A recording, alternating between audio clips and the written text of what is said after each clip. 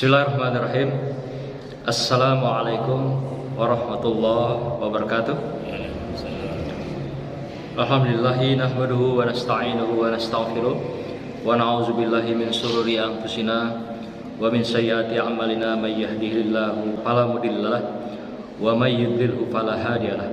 Asyhadu an la ilaha illallah wahdahu la syarikalah wa asyhadu anna Muhammadan abduhu wa rasuluh la nabiyya ba'da. Allahumma shalli wa sallim ala sayyidina Muhammad wa ala alihi wa sahbihi ajmain, amma ba'du. Yang saya muliakan para tuan guru, ustadz kita dan ustazah, para jamaah zuhur yang berbahagia, anak-anakku, santri, santriyah. Kembali kita melakukan tadabbur Quran. Hari ini melanjutkan surah An-Nisa ayat 31 yang berbunyi Bismillahirrahmanirrahim.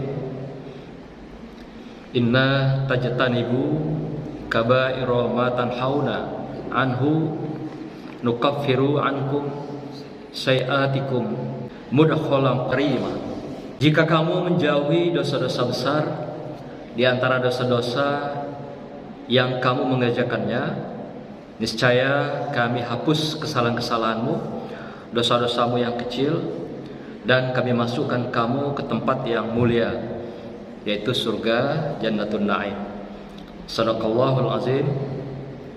Hadirin yang berbahagia, dari ayat ini kita dapat mengambil beberapa kata kunci atau yang menjadi pesan daripada ayat ini adalah di mana yang pertama Allah mengatakan di dalam ayat ini, in tajtanibu kabairu ma tanhauna anhu.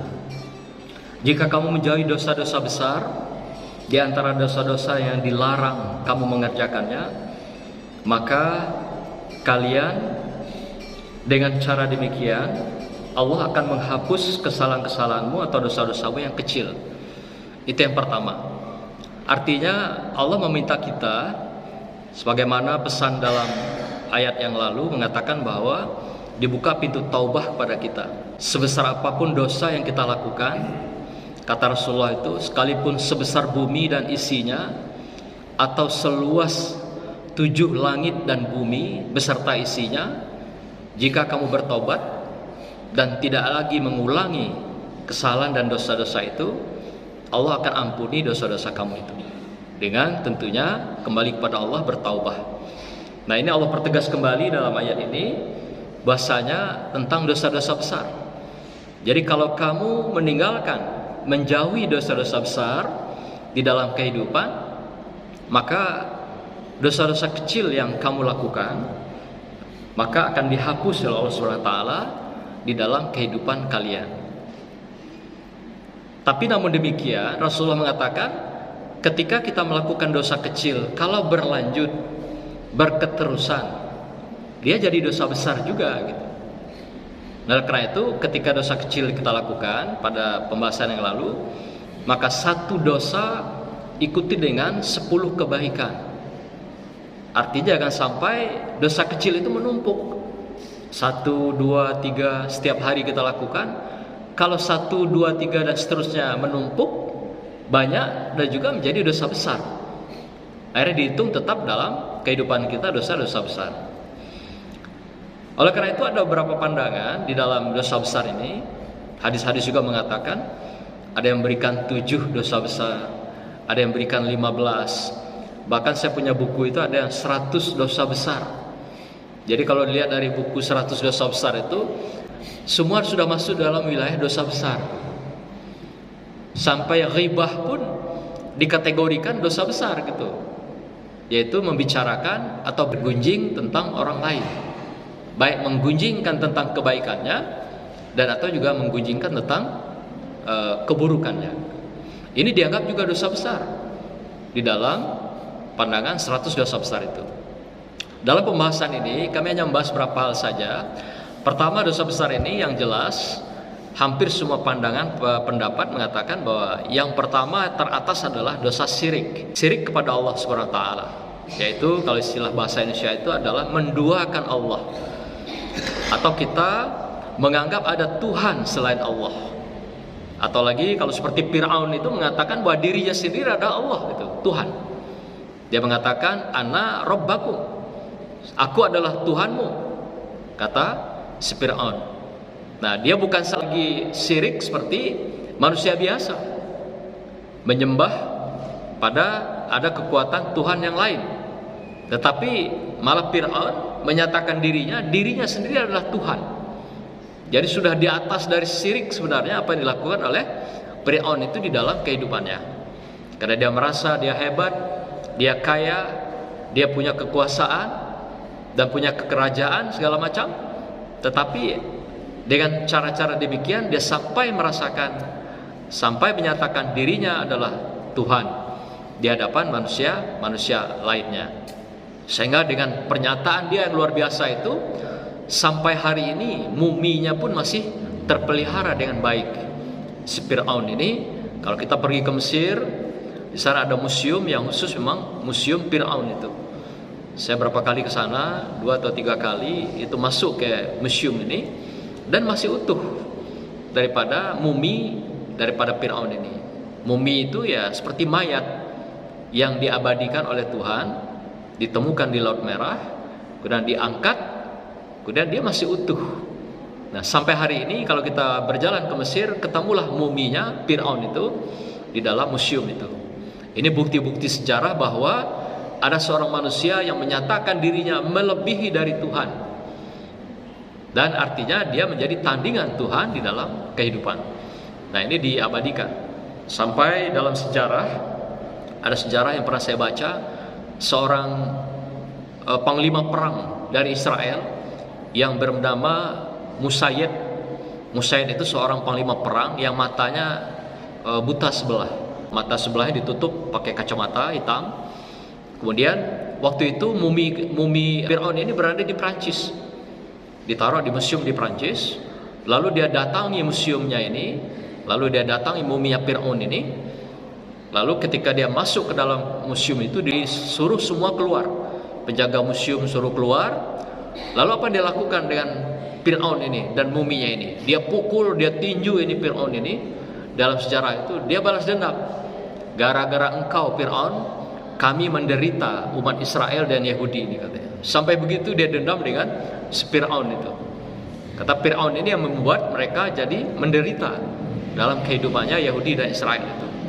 Nah, setelah diketahui oleh Anwar Sadat, waktu itu presiden Mesir, diambil kembali dari museum Prancis, dibawa ke Mesir.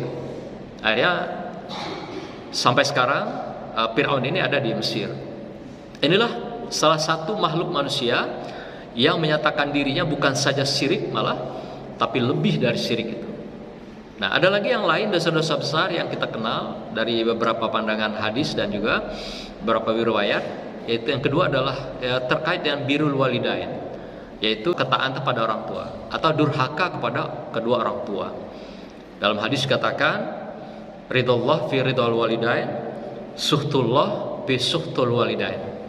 Keridhaan Allah terletak pada keridhaan kedua orang tua, dan juga kebencian, kemurkaan Allah terletak juga pada kebencian pada kedua orang tua. Artinya apa? Dua orang tua akan menjadi penentu Allah ridho kepada kita atau tidak dalam melangkah di muka buminya Allah ini. Karena begitu besar jasa birrul walidain kita yang sudah memberikan perhatian, hamil, udah melahirkan kita, membesarkan kita, sampailah kita menjadi orang yang tahu dengan dunia dan kehidupan. Dan besarnya jasa kedua orang tua ini tidak terbalaskan oleh apapun. Oleh karena itu Allah sangat memuliakan keberadaan daripada kedua orang tua ini.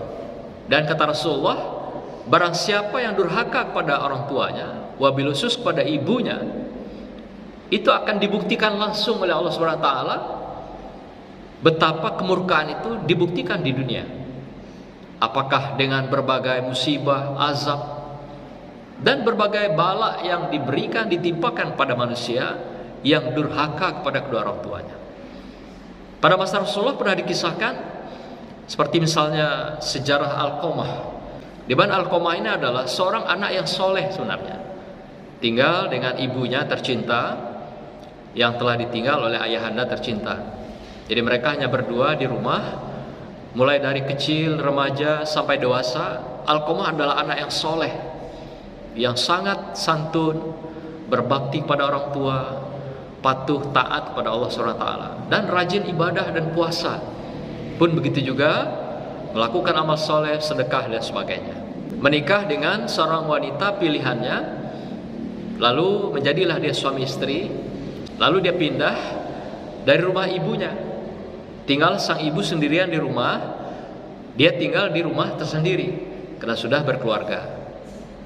Lalu ketika dia berumah sendiri, di rumah sendiri, dia jarang sekali menjenguk ibunya, jarang sekali datang melihat ibunya. Kalau datang melihat ibunya sekali-sekali, diomelin oleh istrinya kalau suaminya berkunjung kepada sang ibu. Nah, si Alqamah ikut karena cintanya pada wanita yang cantik ini, yang dicintai ini, maka dia mengikuti kata istrinya. Maka dia pun jarang datang ke tempat ibunya. Kalaupun datang sekali-sekali, itu pun sangat tidak nyaman, seakan-akan sudah merasa orang lain. Antara ibu dan anak ini tidak lagi terasa sebuah keharmonisan. Lalu satu ketika si Alqamah mengalami sakit yang berat, sakit keras, sampailah pada saat-saat dia mengalami sakaratul maut. Apa yang terjadi ketika dia sakaratul maut? Dia tidak bisa mengakhiri kematiannya, tidak bisa lidahnya mengucapkan kalimat la ilaha illallah. Padahal dia adalah orang yang soleh, yang tadinya sangat tekun beribadah, tapi ketika sakaratul maut tidak bisa mengucapkan kalimat la ilaha illallah. Lidahnya keluh, sudah berhari-hari, berminggu-minggu, dan tidak bisa mengalami kematian, apalagi dengan husnul khotimah. Lalu ketika terjadi yang demikian, datanglah sahabat melihat si Alqamah ini. Di antaranya adalah Bilal. Datang ke sana melihat kok si Alqamah ini tidak meninggal, sudah sekian lama, sekian minggu. Lalu si Bilal dan kawan-kawan melaporlah kepada Rasulullah. Ya Rasulullah, ada seorang sahabat kita jamaah, dia sakaratul maut, tapi tidak meninggal. Sudah sekian minggu, lidahnya keluh, tidak bisa mengucapkan kalimat la ilaha illallah. Lalu Rasulullah bertanya, apakah si fulan ini, si Alqamah ini masih punya orang tua? Masih, katanya, ibunya, tapi sudah tua renta, agak jauh dari sini. Lalu oleh Rasulullah, coba panggil beliau, ibundanya tercinta itu, suruh ke tempat aku, kata Rasulullah. Kalau dia tidak bisa berjalan kemari, biar nanti aku yang datang ke rumah ibundanya si Alqamah. Lalu datanglah si Bilal dan kawan-kawan mendatangi rumahnya si ibunya Alqamah ini. Sampai di rumah ibu, lalu sampaikan, Assalamualaikum ya ibunda. Waalaikumsalam. Ada apa gerangan kau kemari Bilal? Aku disuruh oleh Rasulullah menjumpai ibunda, menyampaikan bahwa ananda dari ibunda yang bernama Alqamah itu sedang sakit berat, dan dia sekarang dalam keadaan sakaratul maut. Lidahnya tidak bisa mengucapkan la ilaha illallah, keluh, tidak bisa digunakan sama sekali. Lidahnya terlipat, gitu. Keluh itu lipat. Nah, Rasulullah berpesan meminta ibunda datang ke rumah beliau. Jika ibunda tidak kuat berjalan, maka Rasulullah akan datang ke rumah ibunda. Kata orang tua ini, kenapa tidak? Aku kuat berjalan. Apalagi dipanggil oleh Rasulullah. Biar aku datang sendiri, kata ibunda ini. Dengan semangat dia menuju ke rumah Rasulullah. Sampai rumah Rasulullah mengatakan, wahai ibunda tercinta, apakah ibunda betul mempunyai anak bernama Alqamah? Betul. Bagaimana kisahnya? Apakah ibunda sayang dengan beliau? Sayang, sangat sayang ya Rasulullah. Nah, sekarang dia dalam keadaan sakit. Maukah ibunda meridoi, mengikhlaskan si Alqamah ini? Dia akan menuju kematiannya dalam keadaan sekarang. Kata emaknya, tidak. Hatiku sangat sakit, kata emaknya. Hatiku sangat kecewa. Setelah dia menikah dengan istri pujaannya, dia melupakan aku. Dia mengabaikan aku. Dia melalaikan aku. Dia mengikuti perintah apa yang diperintahkan oleh istrinya tercinta. Dan aku ditinggalkan, aku diabaikan. Sehingga aku hidup sebatang kara, kata si ibunda ini. dengan keadaan menangis, sedih, menyampaikan berapi-api kepada Rasulullah tentang kecewanya terhadap Alqamah. Kata Rasulullah, kalau begitu baiklah ibu, kita lihat apa yang harus kita lakukan agar si Alqamah ini bisa menuju sakaratul maut, kematiannya. Lalu oleh Rasulullah diperintahkan para sahabat, Bilal dan kawan-kawan, Bilal, kumpulkan kayu api yang banyak, yang kering, lalu nanti letakkan Alqamah di atas kayu api itu. Lalu kita tumpukkan nanti. Mendengar Rasulullah memerintahkan sahabat mengumpulkan kayu api dan Alqamah ditaruh di atas kayu api itu, si ibunya kaget. Ya Rasulullah, akan kau apakan anakku ini? Aku kan sayang dia beliau, tapi aku hanya kecewa setelah dia menikah dengan istri tercinta ini. Tapi aku sayang dia beliau. Kata Rasulullah, karena ibunda tidak ridho dengan si Alqamah, tidak mengikhlaskan si Alqamah, sehingga dia tidak bisa mengalami sakaratul mautnya, kematiannya. Di dunia saja dia sudah mendapat hambatan untuk menuju Tuhannya, apalagi nanti di akhirat. Oleh karena itu, kalau ibunda memang tidak mau mengikhlaskan dan meridhokan si Alqamah, maka izinkan kami membakar Alqamah ini dengan kayu bakar yang kering. Mendengar apa yang dikatakan oleh Rasulullah, menangislah sang ibu. Ya Rasulullah, jangan kau lakukan itu. Baiklah, aku dengan bismillah mengikhlaskan dan meridhokan anakku Alqamah. Aku ampuni dia dunia akhirat. Aku ikhlaskan dia meninggalkan aku dan menuju Allah SWT. Ketika ibunda melepaskan, mengikhlaskan kata-kata dengan mengucapkan keikhlasan dan keriduan itu, lalu Rasulullah menyuruh Bilal, Bilal, coba lihat ke rumah Alqamah, apa yang terjadi dengan Alqamah. Lalu pergilah Bilal datang ke rumah Alqamah. Sampai di rumah Alqamah, beliau mendengar langsung Alqamah mengucapkan kalimat La ilaha illallah. Begitulah hadirin berbahagia, salah satu sanksi yang diberikan langsung dari dosa besar tentang durhaka kepada kedua orang tuanya, wabil khusus kepada sang ibu, dibuktikan langsung oleh Allah SWT di dunia, apalagi nanti di akhirat sana. Lebih kekal kita alami sebagai dosa besar yang kita alami di dunia sebagai kedurhakaan kita pada orang tua. Nah, maka itu selama masih orang tua kita ada, doakanlah mereka selalu, mintalah keriduan dan keikhlasannya kapanpun. Baik sebagai kita belajar, mintalah doa dan ikhlasnya agar apa yang kita pelajari dapat akan barokah dunia akhirat. Bagi kita yang tidak punya orang tua, kita doakan di hari-hari baik, bulan baik ini, apakah ziarah ke makamnya, mengirimkan berbagai bacaan Quran, Yasin, tahlil dan doa, insya Allah akan sampai kepada kedua orang tua kita. Karena bagaimanapun di bulan-bulan suci Ramadan ini, bagi kita di dunia dibukakan kelapangan-kelapangan, pintu barokah. Di akhirat pun pintu-pintu keberkahan kebaikan itu dibuka oleh Allah SWT. Mereka menunggu kiriman-kiriman kita, bagaikan dia memegang tampah-tampah besar, nampan-nampan besar. Apa yang kita kirim untuk mereka? Doakah, sedekahkah, wakaf, infak dan sebagainya? Kita atas namakan nama mereka yang telah mendahului kita. Insya Allah mereka akan menikmati di bulan-bulan suci Ramadan ini. Hadirin berbahagia, itu di antara dosa-dosa besar. Banyak lagi yang lain, bersaksi palsu, bersumpah palsu, membunuh, berzina dan sebagainya. Yang berikutnya Allah katakan di dalam ayat ini, yaitu bagi mereka yang menjauhkan dosa besar dan dihilangkan dosa-dosa kecilnya, di samping itu kata Allah, yaitu wa nudkhilukum mudkhala, dan kami masukkan kamu yakni ke dalam surga, akan dimasukkan dalam surga. Jadi barang siapa yang meninggalkan dosa-dosa besar itu dan menjaga dirinya tidak melakukan dosa besar itu, di samping dihilangkan, dihapuskan dosa-dosa kecil yang ada di dalam kehidupannya, di samping dibukakan pintu-pintu surga untuk kita nikmati baik diawali di dunia surga itu seperti doa kita, demikian juga di akhirat sana.